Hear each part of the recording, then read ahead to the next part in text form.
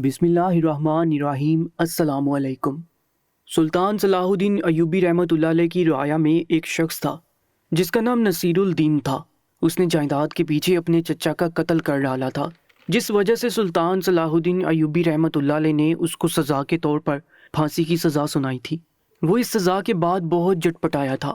اس نے اس بات سے انکار کیا تھا کہ اس کو پھانسی نہیں دی جائے، لیکن اس کی بات کو رد کر دیا گیا کیونکہ وہ ایک قاتل تھا، اور قاتل کی سزا ہمیشہ سے ہی پھانسی ہوتی ہے۔ جبکہ وہ آدمی اپنی سزا سننے کے بعد مسکرا رہا تھا، جبکہ پھانسی ملنے کے بعد تو لوگ یکدم ہی خاموش ہو جاتے تھے یا پھر ان کی حالت دوہری ہو جاتی۔ لیکن ایسی کوئی بھی خاصیت اس شخص میں بالکل پائی نہیں جا رہی تھی۔ اس انسان کو کال کوٹری میں بھیج دیا گیا تھا۔ 2 دن بعد اس کی پھانسی تھی، اور اس چیز کا سب لوگوں کو انتظار تھا کیونکہ یہ خبر پوری رایا میں آگ کی طرح پھیلی تھی کہ ایک بھتیجے نے جائیداد کے پیچھے اپنے چچا کا قتل کر ڈالا ہے۔ سلطان صلاح الدین ایوبی رحمۃ اللہ علیہ بھی اس پھانسی کو لے کر تھوڑا پریشان تھے، کیونکہ اس انسان کا چہرہ ان کی آنکھوں کے سامنے بار بار آ رہا تھا کہ وہ اپنی سزا سننے کے بعد کس طریقے سے مسکرا رہا تھا۔ اچھے سے اچھا انسان بھی موت کی خبر سے خوف زدہ ہو جاتا ہے، لیکن یہ شخص بالکل بھی اپنی موت کی خبر سننے کے بعد گھبرایا ہوا نظر نہیں آ رہا تھا۔ 2 دن بعد پھانسی مقرر کی گئی تھی اور پوری رایا کے سامنے اس کو پھانسی دی جانی تھی۔ سلطان صلاح الدین ایوبی رحمۃ اللہ علیہ بھی اس میدان میں موجود تھے اور اپنی نشست پر براجمان ہو کر اس منظر کو گہری نگاہوں سے دیکھ رہے تھے۔ جلاد اس آدمی کے قریب کھڑا ہوا اور بلند آواز میں بولا، بولو اے آدمی، بتاؤ تمہاری آخری خواہش کیا ہے؟ جبکہ وہ آدمی اس جلاد کی بات سن کر ایک بار پھر مسکرایا تھا، جبکہ اس کی مسکراہٹ کو لوگوں نے بڑی حیرانی سے دیکھا تھا۔ سلطان صلاح الدین ایوبی رحمۃ اللہ علیہ بھی حیران ہو رہے تھے بار بار اس کے مسکرانے سے، لیکن ایک لفظ نہیں بول رہے تھے۔ جلاد بھی اس آدمی کو دیکھ کر حیران ہو رہا تھا، لیکن جلد ہی اپنی حیرانگی کو چھپا لیا تھا اور جنجلاتے ہوئے کہنے لگا، جلد سے جلد اپنی آخری خواہش بتاؤ تاکہ ہم اس کو پورا کریں اور تمہیں پھانسی پر چڑھائیں۔ اس آدمی نے جلاد کی بات سن کر جو خواہش ظاہر کی تھی وہ وہاں موجود تمام مجمع کو اور سلطان صلاح الدین ایوبی رحمۃ اللہ علیہ کو بھی حیران کر گئی تھی۔ جلاد اس آدمی کی خواہش سن کر حیران ہوتے ہوئے کہنے لگا، تم جانتے ہو کہ تم کیا کہہ رہے ہو؟ تمہیں اس بات کا علم ہے؟ وہ آدمی سر اس بات میں ہلاتے ہوئے کہنے لگا، ہاں میں جانتا ہوں کہ میں کیا کہہ رہا ہوں، میں اپنی قبر کشائی کروانا چاہتا ہوں۔ سلطان صلاح الدین ایوبی رحمۃ اللہ علیہ اپنی جگہ پر بیٹھے ہوئے ہی کہنے لگے، اے آدمی، تمہارا دماغ ٹھیک ہے؟ تم کیا بول رہے ہو؟ تمہیں اس بات کا علم ہے؟ تم اپنی قبر کشائی کروانے کی بات کر رہے ہو؟ وہ آدمی ایک بار پھر سر اس بات میں ہلاتے ہوئے پورے مجمع کی جانب دیکھتے ہوئے کہنے لگا، جی سلطان معظم، میں اپنی قبر کشائی کروانا چاہتا ہوں، لیکن میری قبر کشائی تقریباً 3 ماہ بعد کی جائے۔ جبکہ وہاں موجود تمام لوگ حیران ہو گئے۔ اس آدمی نے سلطان صلاح الدین ایوبی رحمۃ اللہ علیہ سے وعدہ لیا کہ وہ ہر حال میں اس کی قبر کشائی کریں گے تاکہ اس کی آخری خواہش پوری کی جائے۔ سلطان صلاح الدین ایوبی رحمۃ اللہ علیہ نے سن کر جلاد کو حکم دیا کہ اس شخص کو پھانسی دے دی جائے اور اس کی میت کو اس کے خاندان کے پاس بھیج دیا جائے۔ جبکہ وہ خود حیران و پریشان اپنی جگہ سے اٹھ کر محل کی طرف روانہ ہو گئے تھے۔ انہیں سمجھ نہیں آ رہا تھا کہ یہ کیسی خواہش ہے۔ ایسا خواہش والا انسان ان کے سامنے نہیں آیا تھا۔ لوگ بہت عجیب عجیب خواہشات ظاہر کرتے تھے، لیکن اس انسان کی آخری خواہش نے تو ان کو حیران ہی کر دیا تھا۔ وہ مسلسل اس آدمی کے بارے میں سوچے جا رہے تھے۔ نصیر الدین کا قد تقریباً 6 فٹ کے قریب تھا۔ اس کا قد کاٹ، اس کی جسامت بہت اچھی تھی۔ وہ اپنے وقت کا ایک بہت اچھا مستری تھا۔ وہ لوگوں کے گھر بناتا، لیکن جائیداد کے پیچھے اس نے اپنے چچا کا قتل کر ڈالا تھا، اور یہ بات سلطان صلاح الدین ایوبی رحمۃ اللہ علیہ بالکل بھی برداشت نہیں کر سکتے تھے۔ اس وجہ سے انہوں نے بنا کوئی اور بات کیے بغیر اس انسان کو پھانسی دے دی تھی، اور اس کے بعد اپنے سپاہیوں کو اس قبر کے پاس ہی حفاظت کے لیے مامور کر دیا تھا کہ کوئی بھی اس قبر کے ساتھ کوئی خرابی نہ کر سکے، کیونکہ 3 مہینے بعد اس کی قبر کشائی ہونی تھی۔ پوری رایا میں یہ بات آگ کی مانند پھیلی تھی کہ سلطان صلاح الدین ایوبی رحمۃ اللہ علیہ کی سلطنت کا ایک مجرم جس کو سزائے موت کی سزا سنائی گئی ہے، اس نے آخری خواہش 3 مہینے بعد اپنی قبر کشائی کی رکھی ہے۔ سب لوگ اس چیز کو لے کر بہت تجسس کا شکار تھے۔ بہت سے لوگ یہی بات سوچ رہے تھے کہ یقیناً وہ شخص اپنی بے گناہی ثابت کرنے کے لیے قبر کشائی کروانا چاہ رہا ہے، لیکن سلطان صلاح الدین ایوبی رحمۃ اللہ علیہ یہی سوچ رہے تھے کہ وہ انسان بہت پراسرار تھا۔ وہ اپنی موت کی خبر سن کر مسکرا رہا تھا۔ اس کو اپنی موت کا سننے کے بعد بھی خوف نہیں آیا تھا۔ سوچتے ہی ان کا دماغ 100 کی رفتار سے کام کر رہا تھا۔ انہوں نے مسلسل تقریباً 3 مہینے اس بارے میں ہی سوچتے ہوئے گزار دیا تھا۔ وقت اپنی رفتار کے مطابق گزرتا جا رہا تھا، لیکن پوری رایا اور سلطان صلاح الدین ایوبی رحمۃ اللہ کی ساری سوچ اس آدمی سے ہی جڑ رہی تھی۔ 3 مہینے کا وقت جس انتظار میں گزارا تھا، وہاں کی رایا اور سلطنت خود جانتے تھے 3 مہینے بعد آج وہ وقت آ گیا تھا جب اس انسان کو پھانسی کے پھندے پر چڑھایا جا رہا تھا۔ سب لوگ ہی اس قبر کے پاس پہلے سے پہنچ چکے تھے۔ سلطان صلاح الدین ایوبی رحمۃ اللہ علیہ جب اس قبرستان میں پہنچے اور وہاں انہوں نے جب رش دیکھا تو وہ حیران رہ گئے، کیونکہ بہت سارے لوگ اس قبر کشائی کو دیکھنے کے لیے آئے تھے اور اتنے سارے مجمع کو دیکھ کر حیران بھی تھے اور بہت زیادہ پریشان بھی ہو رہے تھے۔ کہیں کوئی مسئلہ پیش آ گیا تو سب لوگ ہی مصیبت میں آ جائیں گے۔ تھوڑی دیر بعد سپاہیوں کے ہمراہ قبر کشائی شروع کی جا چکی تھی، لیکن جیسے کہ کچھ عرصہ بعد قبر سے بدبو آنا شروع ہو جاتی ہے، لیکن یہاں پر ایسا کچھ بھی نہیں ہوا تھا۔ وہاں موجود لوگ یہیں سے چہ مگویاں کر رہے تھے کہ یہ آدمی بہت نیک ہے۔ اب وہ لمحہ آ گیا تھا جس کے لیے سب لوگ 3 مہینے سے بے چین تھے۔ قبر کی اب سلیپیں ہٹائی جا رہی تھی۔ سب لوگ حیرت کے مارے آنکھیں بری بری کیے قبر کے اندر جھانک رہے تھے۔ سلطان صلاح الدین ایوبی رحمۃ اللہ علیہ کا حال بھی لوگوں سے مختلف نہ تھا، کیونکہ ان کے دل میں بھی اس بات کا تجسس بہت زیادہ تھا کہ لوگ اتنا زیادہ اس معاملے کو کیوں سوچ رہے ہیں۔ اور جیسی آخری سلیب قبر کے اوپر سے ہٹائی گئی اور لوگوں نے جیسے ہی اندر جھانک کر دیکھا تو سب لوگوں کی چیخیں نکل گئیں۔ بہت سے لوگ اس منظر کو دیکھ کر قبرستان سے باہر بھاگ چکے تھے، جبکہ سلطان صلاح الدین ایوبی رحمۃ اللہ علیہ نے بھی اپنی آنکھیں بند کر لی تھی اور جلدی واپس محل لوٹ آئے تھے۔ کسی کو بھی سمجھ نہیں آ رہا تھا کہ 3 مہینے بعد قبر کے اندر ایسے کیسے ہو سکتا ہے۔ سلطان صلاح الدین ایوبی رحمۃ اللہ علیہ محل آنے کے بعد بہت گہری سوچ میں مبتلا تھے۔ انہیں سمجھ نہیں آ رہا تھا کہ یہ ان کی رایا میں کیا ہو گیا ہے۔ انہوں نے فوراً ہی اس کے خاندان سے رابطہ کیا اور سپاہیوں کے ہمراہ پورے خاندان کو دربار میں بلانے کا سوچا، لیکن اس سے پہلے وزیر نے جو بات ان کو بتائی وہ ان کو مزید حیران کر گئی کہ جس انسان کا قتل ہوا تھا وہ ابھی تک حیات ہے، اس کی سانسیں ابھی بھی چل رہی ہیں۔ سلطان یہ بات سن کر یکدم ہی خاموش ہو گئے۔ اگر وہ انسان بچ جاتا تو سلطان صلاح الدین ایوبی رحمۃ اللہ علیہ اپنے غصے میں آ کر آج ایک غلط فیصلہ کر چکے تھے، لیکن جو منظر آج وہ قبر کے اندر دیکھ کر آئے تھے اس کے بعد انہیں کچھ بھی سمجھ نہیں آ رہا تھا۔ سپاہیوں کے ہمراہ اس آدمی کے خاندان کو طلب تو کر لیا گیا، لیکن وہ آنے کا نام ہی نہیں لے رہے تھے۔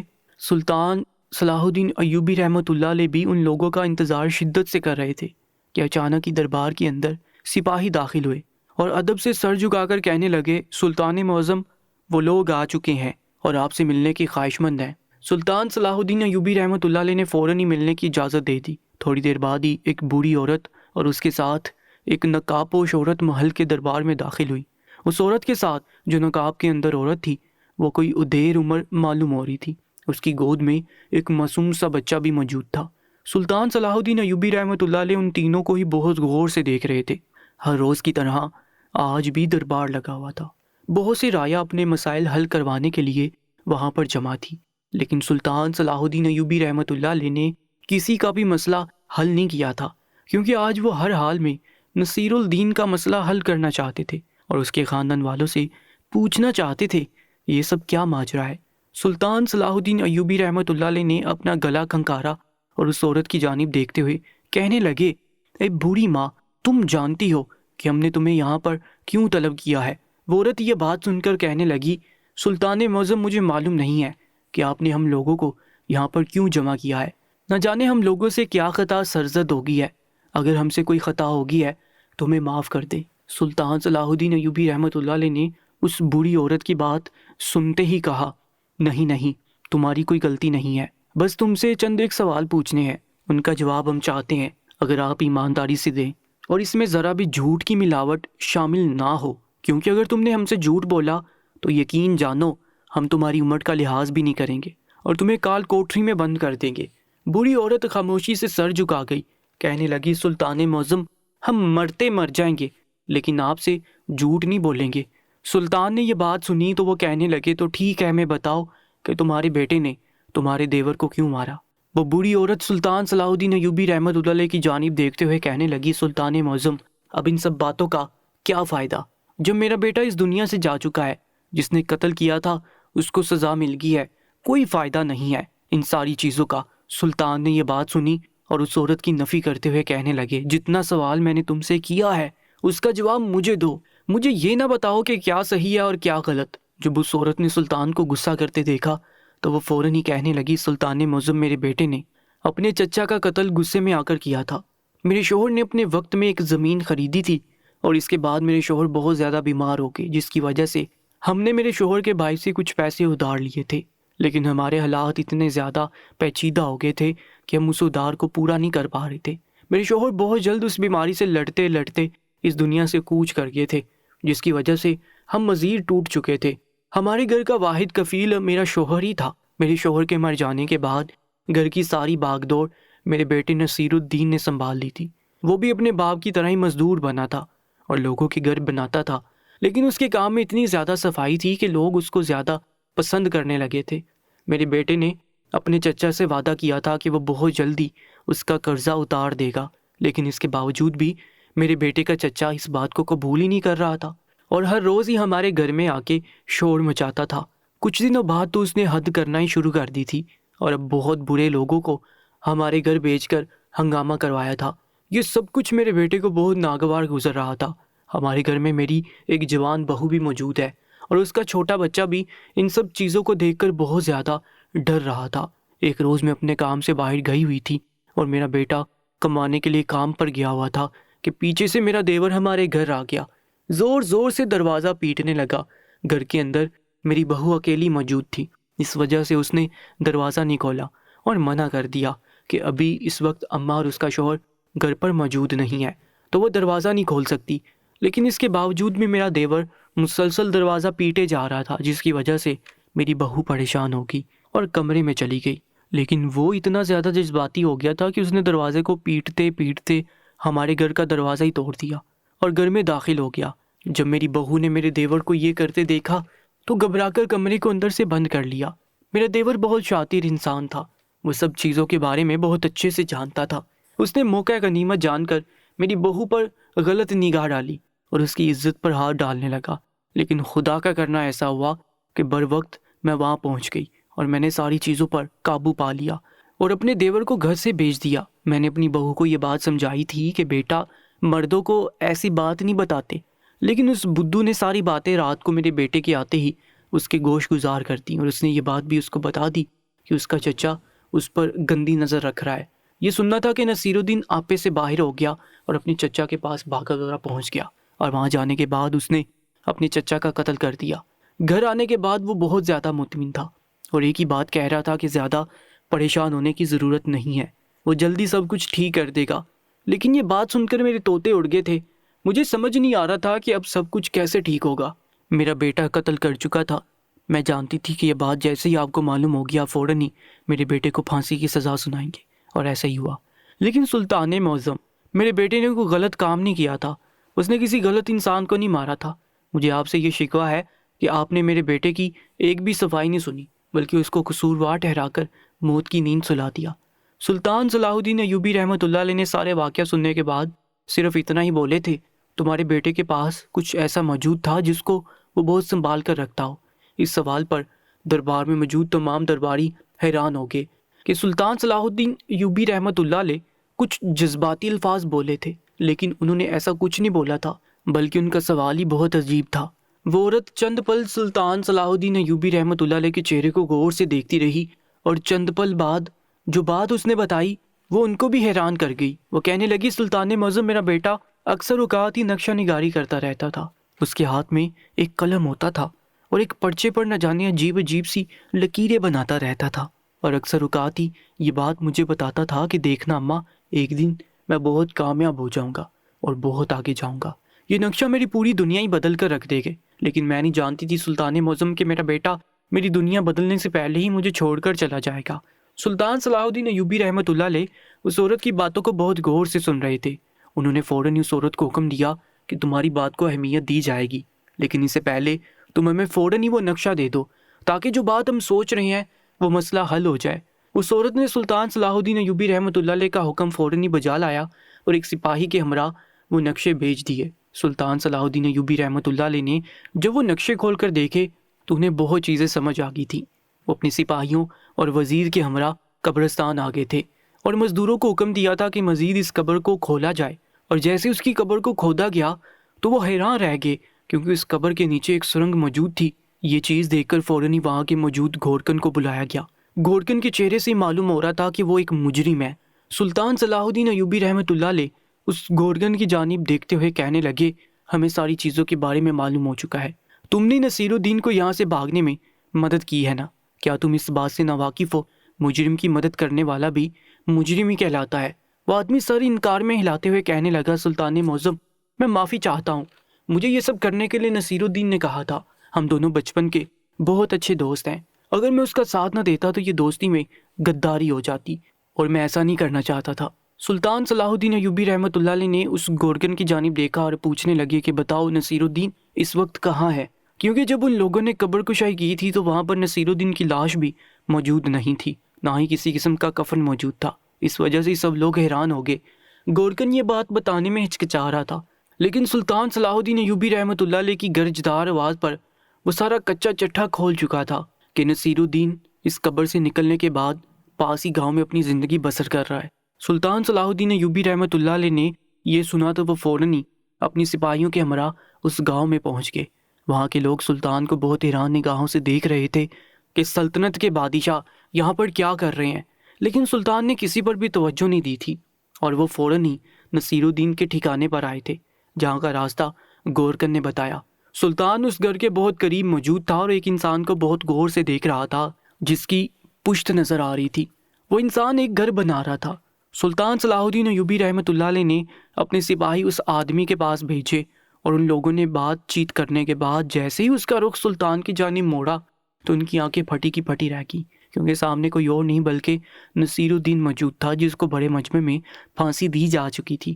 اس نے بھی سامنے سلطان کو دیکھا تو ایک بار پھر مسکرایا۔ اس کے چہرے پر وہی مسکراہٹ موجود تھی جو اس دن آخری خواہش کرتے ہوئے موجود تھی۔ سلطان صلاح الدین ایوبی رحمۃ اللہ علیہ نے اس کی جانب دیکھتے ہوئے حیرانگی کا اظہار کیا اور کہنے لگے، ہمیں یقین نہیں آ رہا کہ تم زندہ ہو، تمہارا سارا ماجرا ہم تمہاری ماں کی زبانی سن چکے ہیں، لیکن یہ کیا معاملہ ہے؟ تم زندہ کیسے بچ گئے؟ اس بارے میں ہمیں بھی بتاؤ۔ نصیر الدین نے یہ بات سنی تو وہ مسکراتے ہوئے کہنے لگا، سلطان معظم، میرے گلے کی ہڈی بڑی ہے۔ جو مجھے پھانسی دی گئی تھی تو گلے کی ہڈی اس وقت بند نہیں ہوئی تھی، اور سب لوگوں کے سامنے ظاہر کرنے کے لیے میں نے اپنی سانس روک لی تھی، اور اب سب کو یہی لگا کہ میں اس دنیا فانی سے کوچ کر چکا ہوں، لیکن در حقیقت میں زندہ تھا، اور اپنے دماغ کو استعمال کرتے ہوئے میں نے پہلے ہی ان سب چیزوں کو ترتیب دے دیا تھا، اور قبر کے اندر ہی سرنگ بنا لی تھی، جس کی وجہ سے میں آرام سے اپنی دوست گھورکن کی مدد سے باہر آ گیا تھا۔ میں مانتا ہوں کہ میں نے اپنے چچا کا قتل کیا ہے، لیکن وہ انسان ایک اچھا انسان نہیں تھا۔ اس نے میری بیوی پر گندی نگاہ رکھی۔ وہ اور بھی عورتوں کے ساتھ بدسلوکی سے پیش آتا ہے، ان کے ساتھ بدتمیزی کرتا ہے، بہت سے معصوم لوگوں کی جائیدادوں کو ہڑپ کر لیتا ہے۔ میں یہ منصوبہ کافی دنوں سے بنا رہا تھا، اس وجہ سے میں اپنی قبر کے لیے نقشہ بناتا رہتا تھا تاکہ میں اپنی قبر کے اندر پہلے ہی سارے انتظامات کر لوں، اور میری سوچ کے مطابق جب میں نے اس کا قتل کیا تھا تو اس وقت ہی وہ سرنگ بھی تیار ہو چکی تھی۔ اب میں یہاں اس گاؤں میں اپنی زندگی گزار رہا ہوں، اور یہ گھر اپنے گھر والوں کے لیے تعمیر کر رہا ہوں۔ اس گھر میں تقریباً اب 10 سے 15 دن کا کام رہ گیا ہے۔ جیسے یہ کام مکمل ہوگا تو میں اپنے گھر والوں کے ساتھ یہاں پر رہنے کے لیے آ جاؤں گا۔ سلطان نے یہ بات سنی تو وہ کہنے لگے، تم جانتے ہو نا کہ تم ایک پھانسی کے مجرم ہو، تمہیں پھانسی کی سزا سنائی گئی ہے۔